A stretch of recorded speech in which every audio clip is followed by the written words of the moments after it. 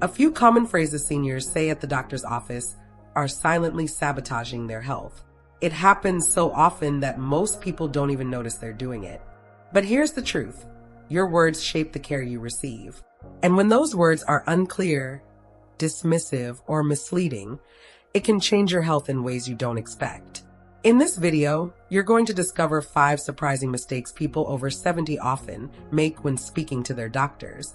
These are phrases and habits almost everyone has picked up, but very few realize are actually working against them. Once you understand them, you'll not only protect your health, but you'll also strengthen the respect and trust between you and your physician. Stay with me until the end, because what you'll learn here can permanently change the way you handle medical visits. Just a few small changes in the way you talk can help you live longer, stay stronger, and feel more confident in every appointment. And if you find these insights useful, be sure to like this video and subscribe so you don't miss out on what's coming next. Number 1, saying, "I'm okay" when you're not. This is one of the most common answers at the doctor's office. It sounds polite, simple, and safe, but beneath the surface, it can be one of the most harmful habits. When you say, "I'm okay," even though you're dealing with pain, fatigue, or concerning symptoms, your doctor might believe you and move on. That means missed chances for early detection, treatment, and real relief. This often comes from a mindset. Many older adults don't want to feel like a burden, or they're afraid of being seen as complainers. They grew up in a time when toughness and silence were considered virtues. But carrying that attitude into the exam room can backfire. Doctors are trained to notice details, but if you hide them, you take away the very tools they need to help you. I once heard about Elaine, a 77-year-old woman who always told her doctor she was fine. Behind that mask, she was struggling with shortness of breath and dizzy spells. By the time she finally opened up, her condition had advanced far more than it needed to. If she had spoken honestly earlier, her recovery would have been smoother and easier. The hard truth? Saying, "I'm okay" might sound polite, but it can silently steal years of health from you. Being truthful isn't complaining, it's protecting your life. Number 2, blaming everything on age. Another phrase almost every senior slips into is, "It's just getting older." Aches, pains, forgetfulness, or sleep changes all get brushed off with those 4 words. But here's the reality. Not every discomfort is simply aging.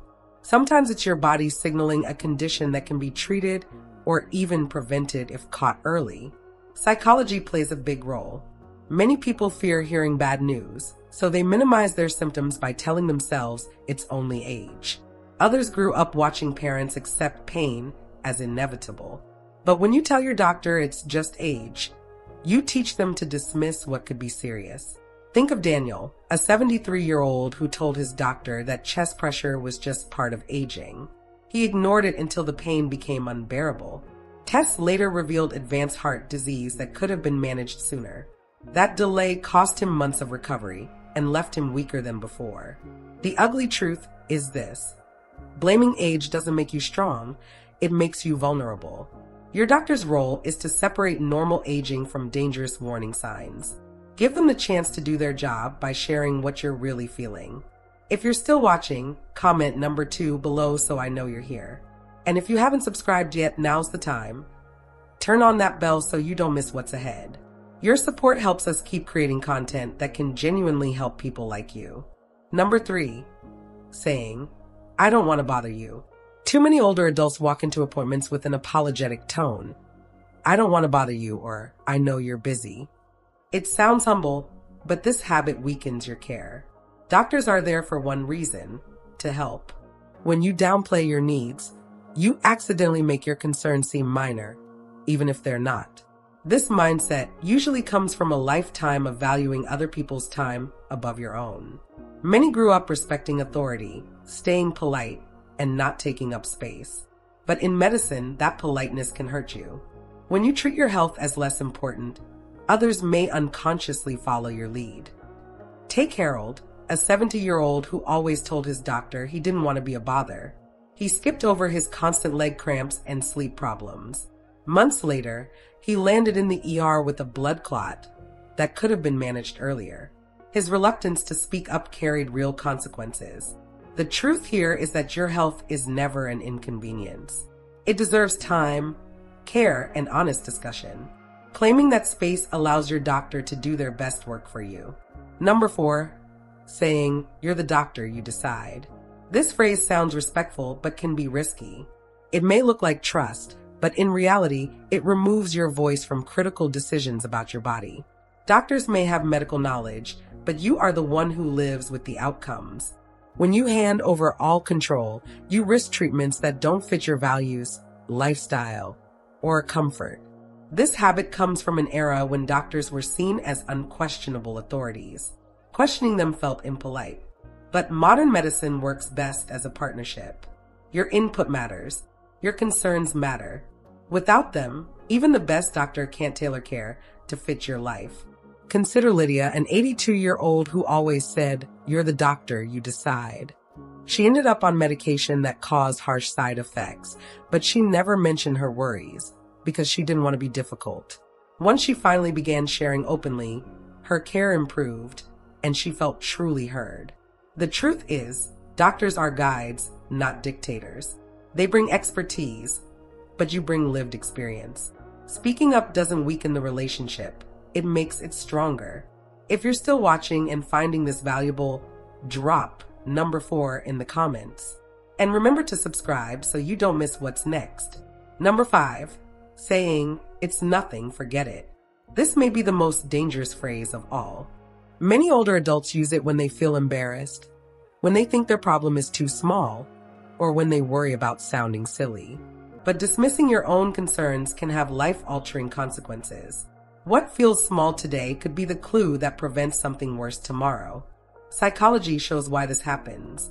Brushing off concerns helps people avoid the fear of bad news. It can also come from pride, since admitting a problem feels like admitting weakness. But the cost of this defense is high. Doctors can only treat what they know. If you shut down a topic with "forget it," you close the door on help you might badly need. For example, Albert, a 76-year-old, noticed bleeding gums but quickly told his dentist, "It's nothing, forget it." Months later, he was diagnosed with advanced gum disease, affecting his overall health. If he had spoken up earlier, treatment would have been simple and far less painful. The ugly truth is this: no symptom is too small to mention. Your body speaks through these signals. Ignoring them doesn't erase them. Sharing them may be the very key to protecting your independence, strength, and quality of life in the years ahead. Final thoughts. Which of these 5 phrases surprised you the most? Do you recognize any in your own conversations with your doctor? The truth is, our words matter more than we realize, especially in healthcare. By avoiding these mistakes, you give yourself a stronger voice and a better chance at receiving the care you deserve. Remember, your doctor's role is not just to treat symptoms, but to understand you as a whole person. Speaking clearly and without minimizing yourself builds a partnership that keeps you healthier, longer, and more independent. You are not a burden, and your questions are never silly. They are essential. Thank you for watching. Please share one insight you learned today in the comments and how you'll apply it. We read every message, and your stories encourage us to keep creating videos like this. If this video helped you, like, subscribe, and share it with others who need it. Your support helps spread these important lessons. We'll see you in the next one.